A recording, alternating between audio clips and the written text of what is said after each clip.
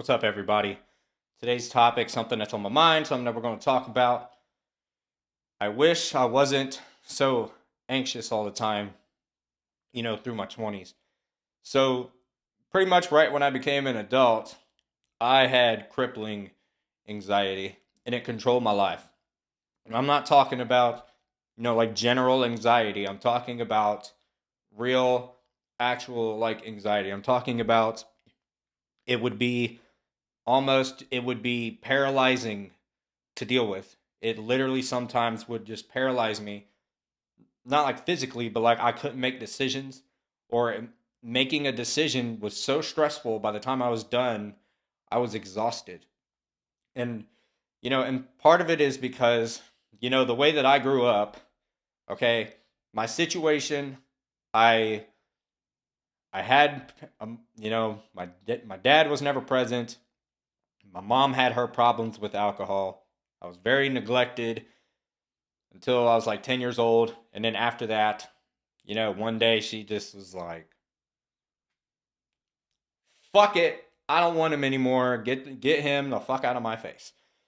So I got thrown into, just the closest family member that was willing to pick up the phone. I kind of just got thrown into their family, you know, and they were already struggling hard enough, with what they had their own kid, and to have another kid thrown into the mix out of nowhere when you're barely making things work as is, obviously that didn't go well. And as a kid, because it was sometimes we didn't have hot water, so they'd have to boil, like my bath water, and by the time the next pot was done boiling, the water in the bathtub was already cold. So by the time the whole process is done, it's basically lukewarm to cold, like bath water. Anyway, that's just what I had to deal with. Or I would come home, none of the electronics were working, electricity got turned off again. Or in some cases, I would get out of school, come home, and they're like, "Hey, we got to pack everything." And when I was a kid, I was like, "Oh man, this is freaking awesome." Because what would happen is I would be in and out of a bunch of different homes. And these homes, usually these people had kids. And to me, I was like, "Oh man, we're just having fun. We're living with more, we have more people staying in the same place because there's more activities, to be had." But clearly, obviously, that's not what it was. We just kept getting evicted, and we were moving in with friends and staying in their places until we could get a place, and then inevitably got kicked out again. And that's just how life was. But that's a beautiful thing I will say about being a kid is while you're going through it, you don't even realize like how down bad you are. You're just living your life. I got everything was handed down to me. Clothes, toys, anything. That classic story. But because of that, as I grew up, as you can imagine, I developed pretty bad finance anxiety, and just fear of abandonment and, things of that nature. And I was afraid of ever being like that again because as you age into your late teen years and you become aware of like how bad your problem actually was, you start to get scared of being in that position again, and that has caused me to my anxiety meter was always way too fucking high. Basically, that's what I'm getting at. It was always at max level. I was anxiety times 100 at all times. And I'm slowly getting better at it now. I'm learning to control it now, but I definitely did not handle it well throughout my entire 20s. And this is an example of how just crippling, this anxiety was. I would be at the store and say I needed to buy socks, which pisses me off. I hate that socks aren't an infinite source. But there's two packs of socks. Okay? One one pack of socks is $6. The other $7. So there's $1 difference. I would take both of them and I would walk around the store for like 30 minutes and I would be playing scenarios in my head of where I could possibly need this next dollar and where I could be fucked if I was $1 short. And I would spend 30 minutes doing this, walking around the store. And if I had a girlfriend, they would get frustrated with like, I just want to leave, and I'm like, I can't. I'm still processing, and it was a horrible thing. I hate that they had to deal with it. It's really not their fault that they got mad at me. It was my problem to deal with. But I would do that for like 30 minutes, and by the time I was done, I was exhausted, and I just wanted to go home.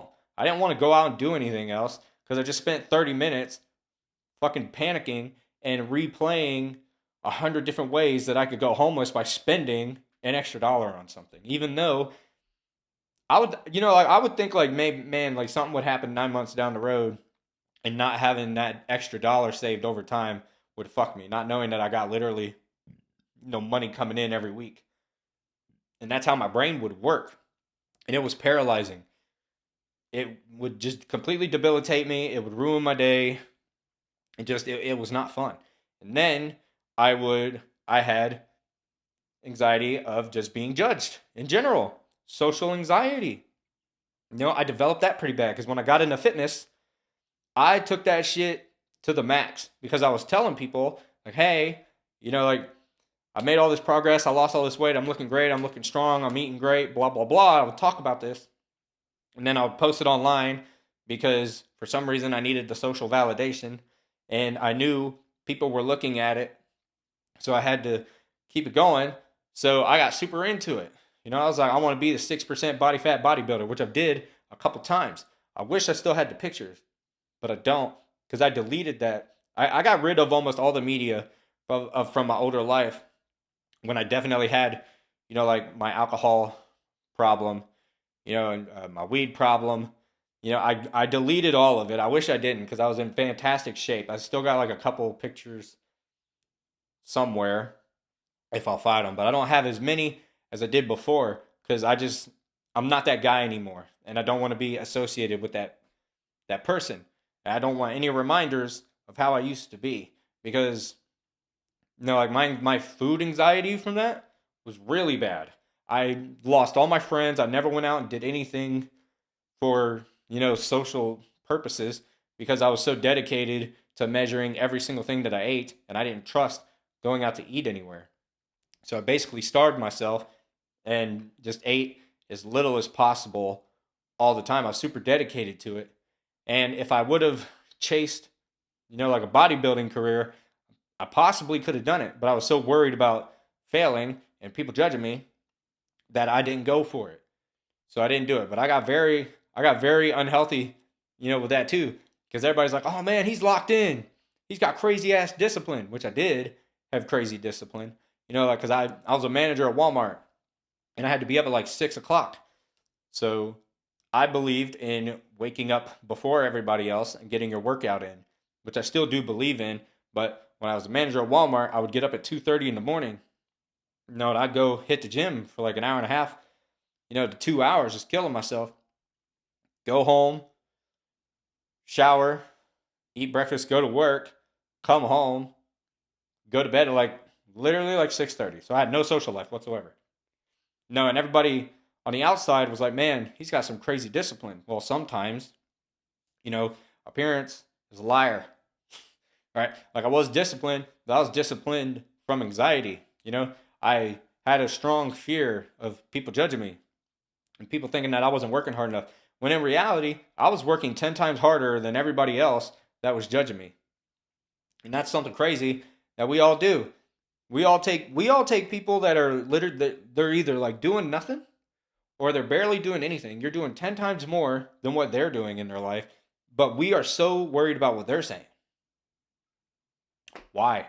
It took me so long, to think about that. So now I don't care about anybody's opinion anymore, and you shouldn't either. And you want to know why? Think about this. Every single time you've judged somebody, have you ever thought about them again? We all judge people, so don't, try to tell me that you don't judge people, right? You ever think about them again after you're done judging them? Okay? And if you did judge them, they did do something that they pissed you off. They cut you off in traffic. Did you stay mad like that long? Like, be honest with yourself. Probably like 30 seconds max, right? Then after that, you never thought about them again. That's how everybody else on this planet works.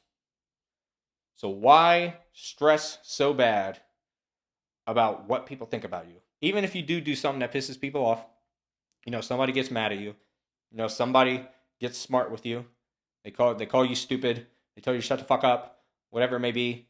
Why even care? Because the next day they're not thinking about you at all, but you still are. You're still thinking about them, and that's just not. It's just not the way to live. Like, why would you want to do that? So, and that took me. I hate that it took me so damn long to learn that, because I developed such bad social anxiety at one point. I forced myself into sales just because I needed an excuse to get better at being social, because just talking to people in general, because I locked myself away for so long because I was afraid of just being social in general. I was afraid of people, what people thought about me. It took me forever to beat that. Like, it took me forever to get out of that. And that controlled my life through most of my 20s too. And just over time, I just wish I didn't do that as much. Cuz like, imagine how far I would be, cuz now I'm chasing all my goals. I'm doing everything that I want to do because I'm not wasting all of my energy, worrying about everything and worrying about other people and worrying about what they're going to say. Now I'm just like, I'm taking action and I'm responding, because there's no reason to worry about things that haven't even happened yet. And it's the hardest thing to learn. And I just wish I didn't do it so much. And I know everybody's struggling with that right now. Everybody's struggling with it. And I just hope that me sharing that, hopefully somebody, gets a little bit of, inspiration out of it. I encourage you to try your best to beat your anxiety and not let it control you. I know you're not just, and just know it's not going to happen overnight. It's not like you just wake up and you're like, I'm not going to be anxious no more. It's not how it works, because your brain is trained to be in this state. If you've been in it for a long, long time, like, your brain is just trained to be in this state. And I don't even believe that anxiety, and I used to believe this, I don't believe it anymore. I don't believe it's a condition. I don't believe it's something that you need to have medicine for. I believe it's a mindset thing, and I believe it's a purpose thing, and I believe it's a trauma thing.